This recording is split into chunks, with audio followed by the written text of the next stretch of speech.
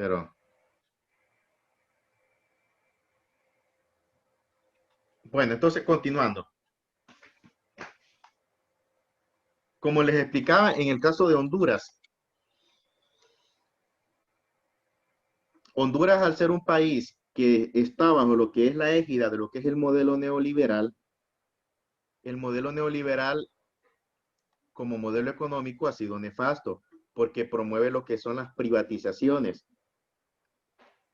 Para el modelo neoliberal, la figura misma del Estado como entidad que debe de garantizar el acceso a la población a ciertos servicios o a ciertos derechos básicos no es plausible. O sea, no tiene cabida. Para el neoliberalismo, el sector privado es el que debe de gobernar y el Estado debe de ser reducido a su más mínima expresión. Se le conoce como la desregularización del Estado. Por eso es que han surgido las privatizaciones. Vaya, un ejemplo, Energía Honduras. ¿Qué pasó con Energía Honduras? ¿Qué pasa con la energía eléctrica? Vamos a ver. ¿Qué pasa con el servicio de energía eléctrica en nuestro país? Que a cada Sube cada rato vez más el precio. Se convierte en un servicio privado. Ah, sí. ¿Y qué pasa cuando es un servicio privado? Al empresario Que se paga se tiene que pagar más. Si quizás antes, por el servicio que va a brindar la posible compañía. exactamente, si por ejemplo antes el servicio de energía eléctrica era manejado por el Estado tenía la responsabilidad de garantizar el acceso a la población a lo que es el servicio de energía eléctrica. Y eso solamente era por un costo simbólico nada más. Por eso antes la energía era más barata. Pero ¿qué es lo que pasó? Con las políticas neoliberales, recordemos los postulados que nos dice el neoliberalismo, que debe de darse lo que son las privatizaciones. Y en el caso de la energía eléctrica comenzaron con eso. Cuando se crea la empresa nacional de energía eléctrica, se crea como una empresa pública. Y esa empresa generaba, distribuía, comercializaba y facturaba la energía eléctrica. O sea, se encargaba de todo eso. Pero cuando en 1990, en el gobierno de Rafael Leonardo Callejas, comienzan o él aplica lo que es un programa de ajuste estructural a la economía, eso era más que todo prácticamente la forma como instaurar a través de lo que son esas políticas, lo que es el neoliberalismo. Y los efectos los comenzamos a ver. Y le estoy dando solamente un ejemplo de muchos que hay con las cuestiones de las privatizaciones, pero ahorita con la energía. Comenzaron y dijeron, bueno, ya no queremos que la NE se encargue de generar la energía eléctrica. ¿Cómo generaba la NE la energía eléctrica antes? Construyendo proyectos hidroeléctricos, grandes represas. Se hizo como, por ejemplo, con el proyecto como la represa Francisco Morazán o El Cajón, uno de los proyectos hidroeléctricos más grandes en Centroamérica. Es un megaproyecto. Entonces, la visión original que tenían era buena, pero cuando a partir del 90 para acá comienzan a aplicar lo que son esas políticas, vienen y dicen, no, ya no le vamos a dar prioridad a la energía eléctrica, vamos a generar energía térmica, porque ese es un negocio que hay de un sector privado del país. Y comienzan a contratar energía térmica. La energía térmica, no sé quiénes conocen, cuando se pasa por Pavana y ven unas plantas que dicen Lufusa. Sí, profe. Ah, bueno, esas son plantas de generación eléctrica térmica. Y una planta térmica genera energía eléctrica por lo que es combustible fósil, que es búnker. El búnker es un derivado del petróleo. Y ustedes bien saben lo que pasa con los derivados del petróleo, que en el mercado internacional están altos. Un día están más caros, un día se hace en base a lo que es la cotización del barril de petróleo. Mientras que la energía eléctrica, el agua es gratis. no se tiene que pagar por ella. Los costos son menores.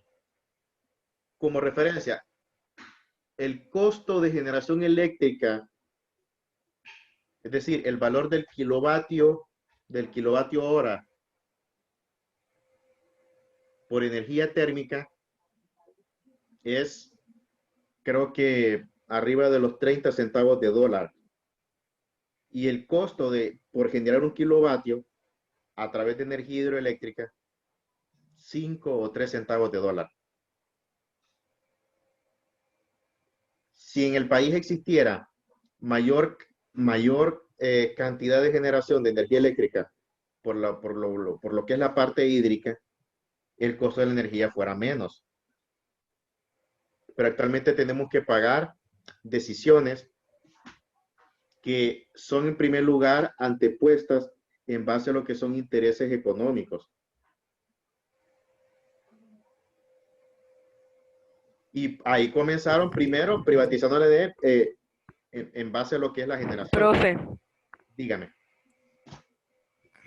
pero una pregunta. Si esto se privatizó, ¿quién sale ganando en este proyecto? El sector privado, porque ese es un negocio redondo. Nosotros salimos perdiendo porque vamos a tener que pagar más, porque una vez que es esa empresa, ahorita ya es totalmente, ahorita la NE ya prácticamente, bueno, ya no es NE, por eso hasta le cambiaron el nombre, Energía Honduras. O sea, ya la NE está sepultada ya, pero ahora Energía Honduras ya es una empresa que es manejada por capital colombiano. El Estado solamente le da la cabida. Imagínense cómo son las cosas. Ese capital colombiano que absorbió lo que es la empresa nacional de energía eléctrica, también absorbió todos los activos de la NE, las líneas de transmisión. Recordemos que los activos que tenía la NE son multimillonarios. Todo lo que es el tendido eléctrico, todo lo que son las subestaciones. Es algo descomunal. La cantidad de inversión que había y que se había ido acumulando a lo largo de los años. Muy bien, en eso. Otra pregunta. Ajá. Sí. Cuando empezó a funcionar esto o cuando se aprobó la idea, no tenía que pasar como por el Congreso, o solo se tomó la decisión y ya. Recordemos de que eso es algo ya donde tanto a nivel de poderes ya estaba planteado que tenía que darse. Y aquí donde intervienen también la presión de organismos internacionales y también de muchas entidades externas. Uno de ellos son el Banco Mundial, el Fondo Monetario Internacional, el Banco Interamericano de Desarrollo, el Club de París. Y estas entidades, vaya, el ejemplo, el Banco Mundial y el FMI. Cuando yo digo esto, son organismos financieros internacionales. ¿Cuál es el papel de estas entidades? El papel es dar préstamos a los países. Digamos que, vaya, Honduras quiere un préstamo para construir una carretera. Entonces va al Banco Mundial y dice, bueno, necesito dinero.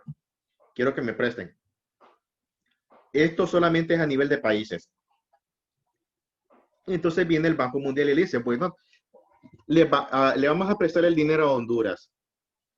Pero para que les prestemos el dinero, ustedes tienen que cumplir una serie de requisitos. Esos requisitos son, en primer lugar, ustedes deben de aplicar estas medidas.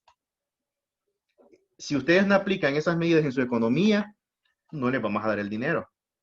¿Y qué medidas son? Bueno, en primer lugar tienen que reducir el gasto social o el gasto. Ellos le dicen gasto, vean cómo son para ellos que el Estado invierte en educación y en salud. Eso se le conoce como gasto social. Entonces dicen, no, tienen que bajarle eso, no tienen que invertir en salud ni educación. Lo otro, tienen que reducir lo que es la balanza comercial, tienen que devaluar su moneda. comienza a devaluarse el empira. Entonces viene el Banco Central de Honduras y dice, bueno, vamos a tener que devaluar el empira porque nos lo pide el Banco Mundial o el Fondo Monetario Internacional. ¿Quiénes pierden cuando se devalúa la moneda? Nosotros, porque lo que ganamos ya es papel, ya no tiene valor, ya no hay poder adquisitivo.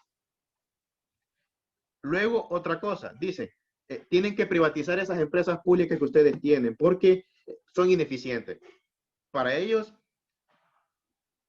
esas empresas públicas son ineficientes y representa lo que es, se le conoce como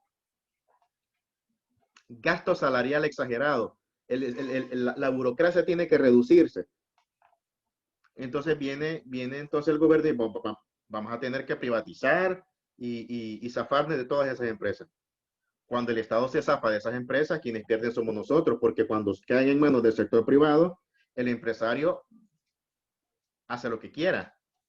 Y ahorita es lo que está pasando con la energía. Por eso están haciendo lo que quieren. Entonces viene el gobierno y dice, ya hicimos todo lo que ustedes nos pidieron. Ahora, bueno, les vamos a darles el dinero. Ya son objetos. Por eso cuando el Fondo Monetario Internacional también es la otra entidad, cuando va a prestar dinero al país, manda una comisión. Se le conoce como un equipo técnico del FMI. Entonces, es una serie de expertos donde vienen y escudriñan todo.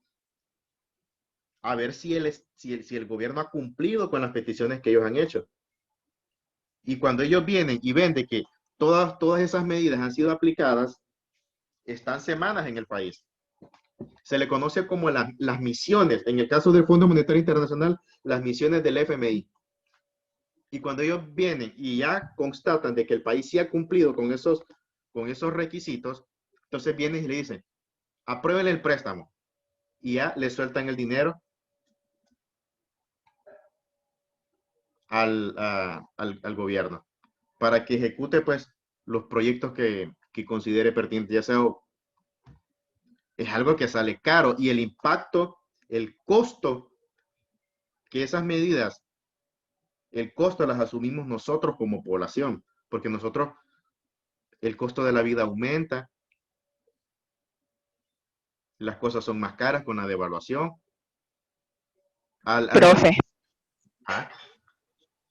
no sé si va relacionado, pero recuerdo que una vez sobre lo del tal ferrocarril que se iba a hacer y no se hizo. También va relacionado con eso. Lo del No, ferrocarril se interoceánico. llama el Pero es bueno, es plantear la idea. 450, creo que se llama. No, no es el TRAN 450, ese es el metro de Tegucigalpa. El TRAN 450, bueno, es otro elefante blanco, es otro acto de corrupción, pero bien, lo que me contaba Jimena me comenta uno de los anhelos que ha tenido, bueno, uno de los anhelos que ha tenido Honduras, por decirlo así, por muchos años, y es la construcción de lo que es el ferrocarril interoceánico. Es un megaproyecto donde plantea unir Puerto Castilla y Amapala. Es decir, esos dos puertos a través de una línea férrea. ¿Ustedes sabían algo? ¿Ustedes sabían de que las bahías más profundas de Centroamérica y de las más profundas de América están en Castilla, es decir, en Trujillo, pues, y aquí en el sur está en Amapala? Y vean qué paradójico, qué irónico, que en el caso del sur, el puerto está en San Lorenzo y no está en Amapala. Amapala tiene las condiciones naturales porque pueden atracar cualquier tipo de barcos de cualquier calado. En el contexto marítimo, los barcos están estratificados en barcos Panamax, que son los barcos que pueden cruzar por el canal de Panamá, es decir, de acuerdo a su tonelaje. Los barcos Pox Panamax, son los barcos que ya debido a su tamaño, de su magnitud, no pueden ya cruzar por el Canal de Panamá, tienen que dar la vuelta por toda América del Sur. Y ahora han surgido también los barcos Super Box Panamax, que son barcos de más de 400,000 toneladas. Son esos grandes portacontenedores que ustedes ven, que debido a su magnitud y a su tamaño no pueden cruzar por el Canal de Panamá. Entonces, el comercio necesita entonces de una ruta. Por eso surgió la necesidad del ferrocarril interoceánico, porque eso generaría que en vez de que bordeen por toda América del Sur hasta llegar al Pacífico, lo hagan atracando en el puerto, en el caso por ejemplo, en Trujillo, descargan los contenedores y luego son enviados por tren aquí al Pacífico.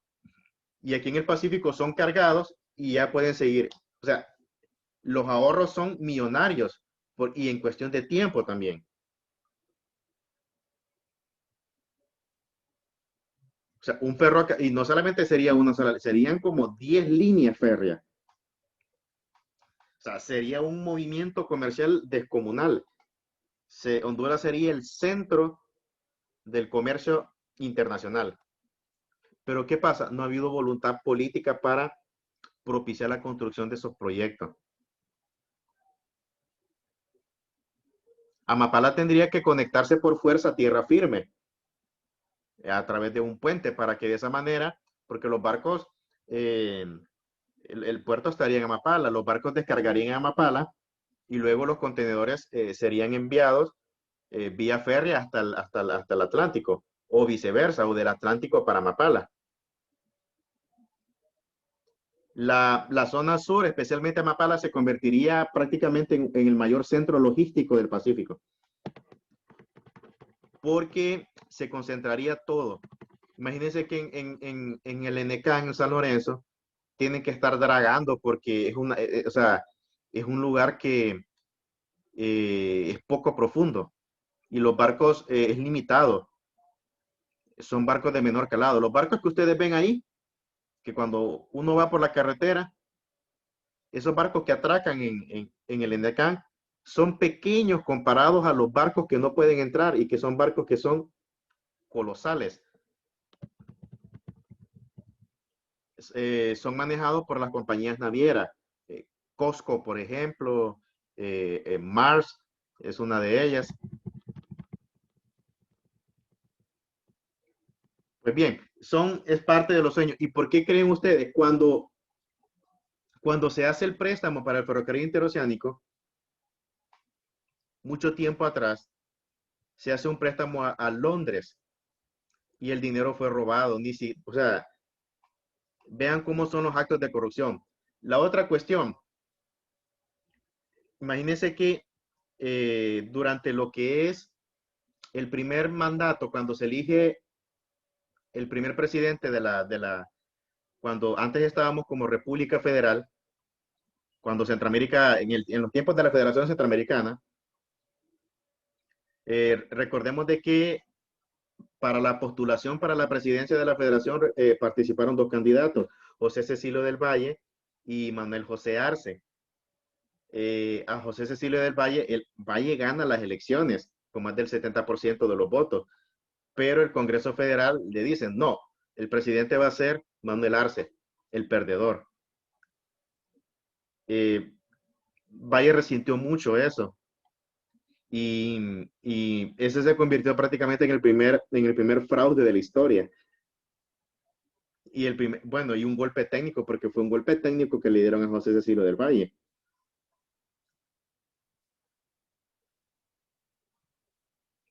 Pues bien, son muchas de las cosas, jóvenes. En el caso también, aparte de eso, aparte de lo que es de lo que es el ferrocarril interoceánico, hay muchos otros megaproyectos también de que son un anhelo para el país y que podrían ser